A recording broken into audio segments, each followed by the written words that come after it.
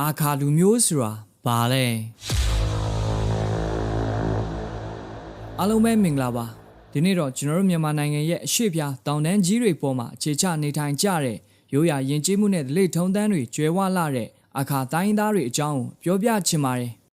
သူတို့ကရှမ်းပြည်နယ်အရှေ့ပိုင်းတင်မကပဲအိန္ဒိချင်းနိုင်ငံတွေဖြစ်တဲ့ထိုင်းလာအိုဗီယက်နမ်နဲ့တရုတ်ပြည်ယူနန်ပြည်တွေအထိကြကြပြပြနေထိုင်ကြတဲ့မျိုးနွယ်စုကြီးတစ်ခုဖြစ်ပါတယ်သူတို့တော့အခါလို့ဂုံယူစွာခေါ်ကြပေမဲ့တချို့ကလည်းဂေါ်လို့ခေါ်ကြတာမျိုးရှိပါတယ်အခါလူမျိုးတွေဟာဒီဘက်ပမာအနွယ်ဝင်တွေဖြစ်ပြီးလွန်ခဲ့တဲ့နှစ်ပေါင်းများစွာကတည်းကတရုတ်ပြည်တောင်ပိုင်းကနေတောင်ဘက်ကိုတဖြည်းဖြည်းရွှေ့ပြောင်းခြေချလာခဲ့ကြတာပါသူတို့ရဲ့ထူးခြားချက်ကတော့ကိုယ်ပိုင်စာပေမရှိဘူးလို့ယူဆကြပေမဲ့သူတို့ရဲ့သမိုင်းနဲ့ရိုးရာပုံပြင်တွေကိုတော့နှုတ်တိုက်စင်လာနဲ့တစ်ဆက်တည်းလက်ဆင့်ကမ်းလာခဲ့ကြတာဒီနေ့အထိပါပဲ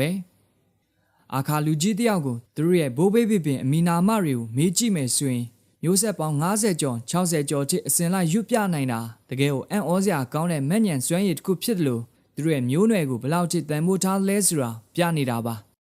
ါဒါနဲ့ပတ်သက်ပြီးဇာပေပျောက်ဆုံးသွားရတဲ့အကြောင်းပုံပြင်လေးတစ်ပုဒ်တောင်ရှိပါသေးတယ်အရင်တော့အခါတွေဟာသူတို့ရဲ့စားတွေကိုကျွဲရိတ်ခွန်ပေါ်မှာရေးသားခဲ့ကြပေမဲ့အစာငှက်နေတဲ့ကျွဲကအဲ့ဒီအရေးခွန်စားပြစ်လိုက်တာကြောင့်ဇာပေတွေပျောက်ဆုံးကုန်ပြီးအဲ့ဒီအချိန်ကစလို့နှုတ်တိုက်စင်လာနဲ့ပဲဘူးသုတတွေကိုထိမ့်သိမ်းခဲ့ရတာလို့ဆိုကြပါတယ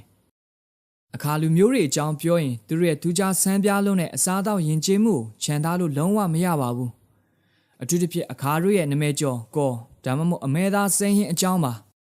ဒါတာမန်ဟင်းတစ်ခွက်မဟုတ်ပါဘူးလက်လက်ဆက်ဆက်အမဲသားကိုအကျော်တွေဖက်ပြီးနှုတ်ဆင်းအခါငှုတ်သီးအဆက်ကြက်သွန်ဖြူဂျင်းစာပီနဲ့တောင်ပေါ်ရတဲ့ဟင်းခတ်အမွေးကြိုင်ပေါင်းများစွာနဲ့တမအောင်နေထားတာပါဒီဟင်းဟာအခါအမျိုးသားတွေရဲ့ရဲရင်မှုနဲ့တောင်ပေါ်သားတွေရဲ့ခွန်အားကိုဖော်ဆောင်နေတယ်လို့ပါပဲတစ်ချက်မီးကြည့်လိုက်တာနဲ့ဗဇက်ထဲကပူရှရှန်အရသာနဲ့အတူထူးခြားတဲ့လက်ဆက်မှုကတင့်ကိုအံ့ဩသွားစေမှာတေချာပါပဲအခါရီယာကောမပိုင်ပွဲမစီလို့ဒါသူတို့ရဲ့အဝတ်ကြေပူမှုနဲ့ခိုင်မာတဲ့ဒလိစရိုက်ကိုပြသနေတဲ့အမတ်သားတစ်ခုလည်းဖြစ်ပါတယ်အခါရွာသွေးအောင်ရောက်သွားပြီဆိုရင်ပထမဆုံးတတိပြုတ်မိမှာရွာဝင်မှာရှိတဲ့လောခေါင်လို့ခေါ်တဲ့ရွာဝင်တကားကြီးပဲဖြစ်ပါတယ်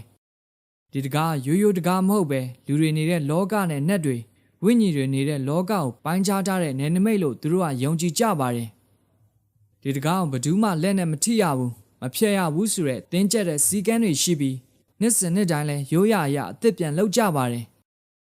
ဒါအာခါလူမျိုးတွေရဲ့ယုံကြည်မှုစနစ်နဲ့အာခါဇန်ဆိုတဲ့ဘဝနေထိုင်မှုပုံစံရဲ့အစိတ်ပိုင်းတစ်ခုပါအခါဇန်ဆိုတာသူတို့အတွက်ဘာသာတရားတင်မကပဲဥပဒေလည်းဖြစ်တယ်ယဉ်ကျေးမှုလည်းဖြစ်တယ်လို့နေ့စဉ်လှုပ်ဆောင်ရမယ့်ကျင့်ဝတ်တွေလည်းဖြစ်နေပါတယ်သူတို့ကတဘာဝတရားကိုအလေးမြတ်ထားကြပြီးတောင်ရလုပ်ငန်းခွင်အားစလို့အိမ်ထောင်ပြုတာကလေးမွေးတာဆုံးအရေရာတိုင်းဟာရိုးရာဓလေ့တွေအတိုင်းတိတိကျကျလိုက်နာကြတာပါဝတ်စားဆင်ရင်မှုအပိုင်းမှာဆိုရင်လည်းအခါအမျိုးသမီးတွေရဲ့ဝတ်စုံဟာကမ္ဘာမှာအလှပဆုံးတဲ့အနှုစိတ်ဆုံးတိုင်းသားဝတ်စုံတွေထဲကတစ်ခုလို့ပြောလို့ရပါတယ်အနက်ရောင်ဒါမှမဟုတ်အပြာရောင်ရင့်လက်ရက်ကန်းထက်ပေါ်မှာအယောင်ဆောင်ချီမြင်လေးတွေနဲ့ပန်းထိုးထားတာပတိစစ်လေးတွေစီထားတာအနုပညာမြောက်လာပါတယ်